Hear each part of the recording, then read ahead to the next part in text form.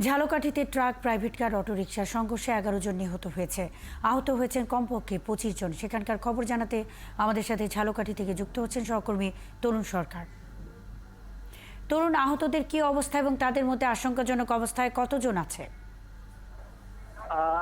মনে ঝালকাঠিতে আমি যদি একটু দুর্ঘটনাটার পূর্ববর্তী অবস্থাটা বলছি আপনাকে, যে ফিরোজপুরের দিক থেকে বরিশালের দিকে একটি দ্রুত গতির একটি ট্রাক নিয়ন্ত্রণ হারিয়ে গাবখান ব্রিজ পার হয়ে টোল প্লাজার সামনে দাঁড়িয়ে থাকা একটি ট্রাক এবং তিনটি অটো রিক্সা এবং একটি মাইক্রো বাসকে সজোরে ধাক্কা দেয় এবং এতে অটো রিক্সাগুলো এবং প্রাইভেটটি দুমড়ে মুচড়ে যায় এবং এই প্রাইভেট কার এবং অটো রিক্সাগুলোতে অন্তত 30 থেকে 35 জনের মতো যাত্রী ছিল, যাদের সবাই আহত হয়েছে এবং এদের মধ্যে নিহত এখনো পর্যন্ত নিহত হয়েছে 11 জন, যেটি কিছুক্ষণ আগে আমাদের যে ঝালকাঠি পুলিশ সুপার আফরোজুল হক টুটুল উনি জানিয়েছেন। আর এখন বর্তমানে যে এই দুর্ঘটনা কবলিত তরুণ, আপনার মাধ্যমে আমরা ঘটনাস্থলের কিছু ছবি আপনার মাধ্যমে আমাদের দর্শকদের দেখাতে চাচ্ছি এবং জেলা পুলিশ কিন্তু কাজ করছে।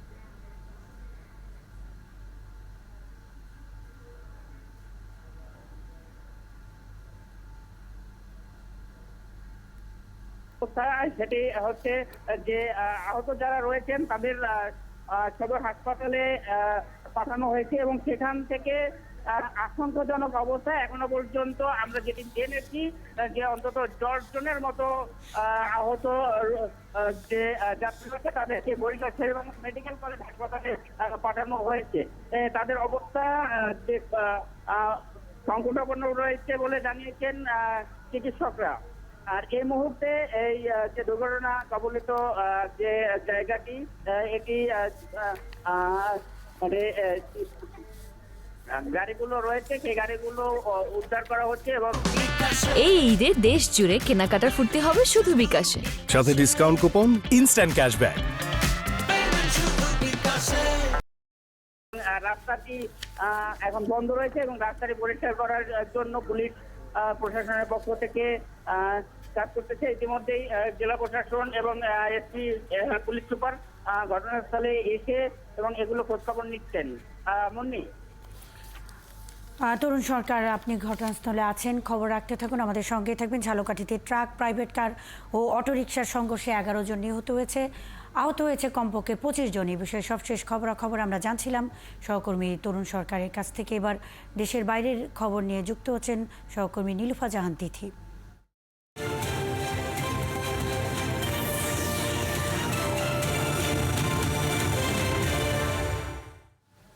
ইরানের বিরুদ্ধে নতুন করে নিষেধাজ্ঞা আরোপের কথা জানিয়েছে যুক্তরাষ্ট্র ও ইউরোপীয় ইউনিয়ন ইইউ। স্বার্থে আঘাত করলে কঠোর জবাব দেওয়ার কথা জানিয়েছেন ইরানের প্রেসিডেন্ট ইব্রাহিম রাইসি। দুপক্ষের উত্তেজনা কমাতে আহ্বান জানিয়ে রাইসিকে ফোন করেছেন রুশ প্রেসিডেন্ট পুতিন। অন্যদিকে হঠাৎ হামলা না চালাতে আহ্বান জানিয়েছেন ব্রিটিশ প্রধানমন্ত্রী সুনাক। মনিরুজ্জামান বাবুর প্রতিবেদন। ইতিহাসে প্রথমবারের মতো ইরানি হামলার প্রতিশোধ নিতে নানা উপায় খুঁজছে ইসরায়েল, সাজাচ্ছে বিভিন্ন পরিকল্পনা। এমন পরিস্থিতিতে ইসরায়েলের হামলার আশঙ্কায় নিজেদের পারমাণবিক স্থাপনাগুলো বন্ধ রেখেছে ইরান। এরই মধ্যে ইরানের বিরুদ্ধে নতুন করে নিষেধাজ্ঞা আরোপের কথা জানিয়েছে যুক্তরাষ্ট্র ও ইউরোপীয় ইউনিয়ন। মার্কিন অর্থমন্ত্রী জ্যানেট ইয়েলেন জানান, নিষেধাজ্ঞা অনুমোদন করা সহ আগামী দিনগুলোতে ইরানের বিরুদ্ধে বাড়তি নিষেধাজ্ঞার পদক্ষেপ নেওয়া হবে। একই সঙ্গে ইরানের তেল রপ্তানির সক্ষমতা কমানোর চেষ্টা করা হবে বলেও হুঁশিয়ারি দিয়েছে ওয়াশিংটন। ইসরায়েল অবশ্য এর আগেই ইরানের উপর আরও নিষেধাজ্ঞা দিতে বিশ্বের শক্তিশালী দেশগুলোর প্রতি আহ্বান জানিয়েছে। ইরানের ক্ষেপণাস্ত্র কর্মসূচির উপর নিষেধাজ্ঞা আরোপের আহ্বান জানিয়ে ইসরায়েলের পররাষ্ট্রমন্ত্রী ইসরায়েল কাটজ 32টি দেশে চিঠি পাঠিয়েছেন। এদিকে ইরানের প্রেসিডেন্ট ইব্রাহিম রাইসি বলেছেন, ইরানি স্বার্থের বিরুদ্ধে যে কোনো পদক্ষেপের কঠোর জবাব দেওয়া হবে। আমরা দৃঢ়তার সঙ্গে ঘোষণা করছি, এমনকি ক্ষুদ্র ইরানি স্বার্থের বিরুদ্ধে যে কোনো পদক্ষেপ গ্রহণকারীদের বিরুদ্ধে কঠোর, বিস্তৃত ও বেদনাদায়ক জবাব দেয়া হবে। ইসরায়েলের সাথে উত্তেজনার মধ্যে রাশিয়ার প্রেসিডেন্ট ভ্লাদিমির পুতিন ফোনে ইরানের প্রেসিডেন্ট ইব্রাহিম রাইসির সঙ্গে কথা বলেছেন। তিনি এ সময় সতর্ক করে বলেন, মধ্যপ্রাচ্যে উত্তেজনা আরো বাড়লে তা বিপর্যয়কর পরিণতি বয়ে আনবে।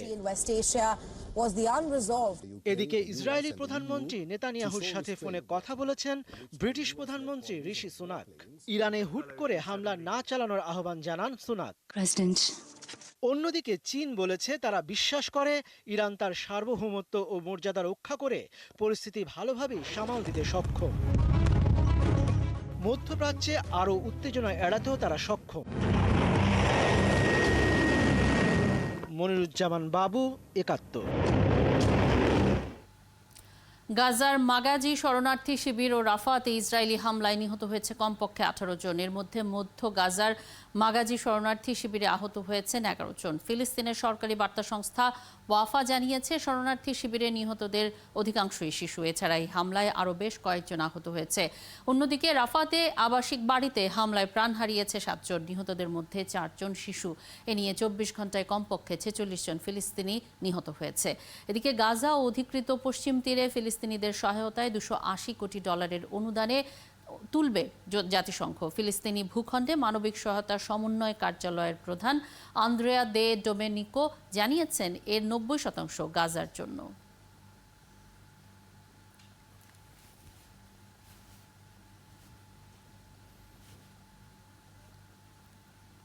লেবাননে হামলা চালিয়েছে সশস্ত্র গোষ্ঠী হিজবুল্লাহর এক কমান্ডার সহ ৩ জনকে হত্যার দাবি করেছে ইসরায়েলি সেনাবাহিনী।